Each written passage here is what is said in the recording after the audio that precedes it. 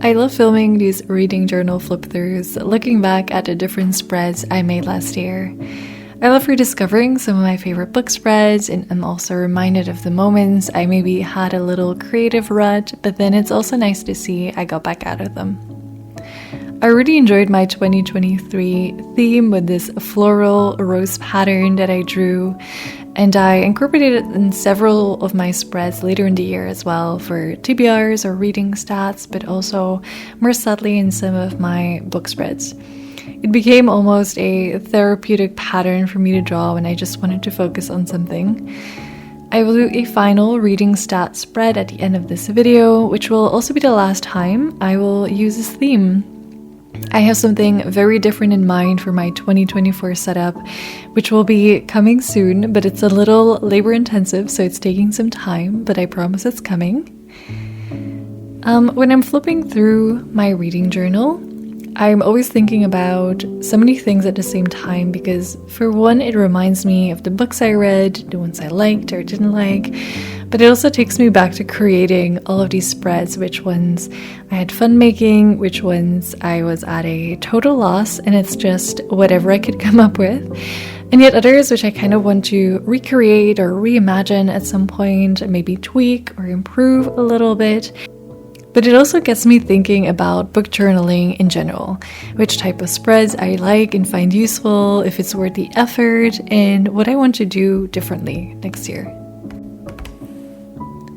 Looking at my setup pages now, I didn't get into the first line spread as much as I thought I would. I really love first lines, and I love to remember them, but I didn't actually end up filling the whole page out. I think I stopped somewhere halfway through the year. But I'm not sure if it's because I didn't like the setup itself, or maybe the first lines that I was reading just weren't doing it for me. I did go through a little bit of a reading slump around halfway through the year. I mean, I kept reading, but no book was really catching my attention properly. So I'll still keep it in my 2024 setup. Just try one more time, and maybe it'll turn out a little different this year. I also noticed my TBR spreads were really all over the place, and I did not keep track of them at all. I still read quite a few of them on my list, but not because I put them on the TBR list. Since I started to do these reading diaries in late 2023, which I should really be calling the TBR diaries, but anyways, I want to make a spread dedicated to how I pick books every month for 2024. I think it'll be fun to look back at and see how that affected the books that I read. When I looked at my stats on Storygraph, it really took me by surprise how much romance I read last year. I did not feel like I read a lot of romance, but turns out it was my second biggest genre, so I feel like I can finally have an informed opinion about it. There were 3 that I really enjoyed. The obvious one being Book Lovers by Emily Henry, which I know a lot of people in here liked as well. And then 2 more surprises. I thought Part of Your World by Abby Jimenez was really cute. I got it on my Kindle on a whim because I wanted a cute small town romance, and I ended up liking it. But my absolute favorite was The Very Secret Society of Irregular Witches by Sangu Mandana, which I also got on my Kindle because my disappointing track record with romance books has taught me not to get physical copies, but I ended up really loving this one. It's really wholesome and emotionally very healthy romance. It's also got the found family trope, it's got magic and a hot librarian. I mean, what else would you need from a romance? Another really memorable book, well, duology actually, was The Carls by Hank Green. I could not get my hands on a physical copy yet. It seems to be really hard to find here, but I will, because I will reread this again, probably this year if I can find it. It's definitely a new favorite, a new comfort read, and if you enjoy young adult fiction, please read this. I think it's brilliant. One more book that made a big impact was Storyworthy by Matthew Dix. It explains step by step how to improve your storytelling, but more importantly, it shows you how storyworthy your life already is and helps you to see these small, meaningful moments in your daily life. Some honorable mentions. I really enjoyed Rebecca by Daphne du Maurier, proving that I can like gothic novels. I just have not read the right one until now. Really beautiful writing and love the suspenseful, eerie vibe it managed to continue throughout.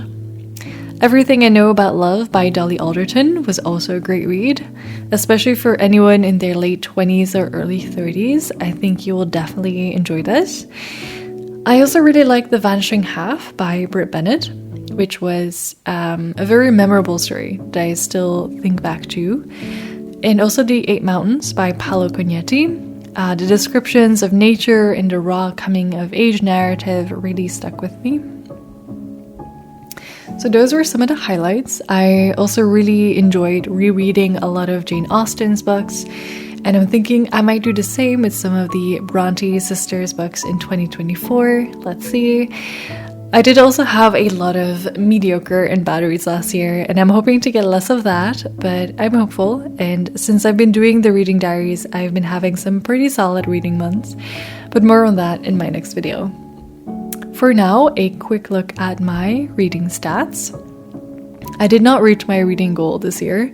I'm 6 books short with 44 books in total, which is not too bad. I'm mainly just happy that I've kept the habit of reading, even during times that I was somehow less interested in reading for some reason or just not having the time. Life has brought me a lot of change this past year.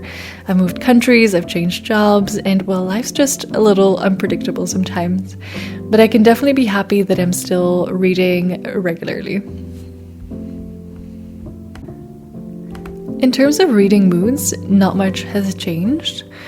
Emotional, reflective, and funny are still the top 3. A bit worrying that hopeful and inspiring have somehow been replaced by dark and sad, but we still also have adventurous and mysterious. I've not been paying a lot of attention to tone or mood or even genres. I felt that the year before, I was a lot more preoccupied in making sure that I had a wide spread of moods and vibes in my books. So I always like seeing these stats just to know what I've been gravitating towards. I messed up the page number part of the spread and for some reason put the pacing data instead. But yeah, most of the books I read were medium speed, 70% slow and 12% fast. I struggle with slow-paced books very often. They have to be really, really up my alley for me to still enjoy them thoroughly. And this past year, quite a few of them were so paced, as I can now see, and I felt like I was reading them forever. Our Share of Night, I never actually reviewed because it took me so long and then I forgot to put it in any wrap-up video. But it's an example of how I thought the story was so interesting that I managed to keep reading even though it was very slow, and I definitely felt that parts of it were dragging on. But I was too intrigued and I wanted to know what would happen, even if it would take me 3 months to find out. As I mentioned earlier, I was surprised to see how many romance books I read. Although the story graph does classify some books as romance, which I personally wouldn't, but even taking those out, there was still quite a lot. I'm glad to have gotten back into contemporary a bit as well. I didn't read as much fantasy as I thought I would have. I'm planning to change that a little. I finally started the Farseer trilogy to start the year off, which may set the tone for more fantasy in 2024. I'm glad I read quite a few classics. I'm hoping to keep that up. I didn't make the split here, but I'm hoping to read a bit more nonfiction as well. Only 8 out of 44 books were nonfiction, and 2 of those are poetry collections, so I really want to increase that a bit too.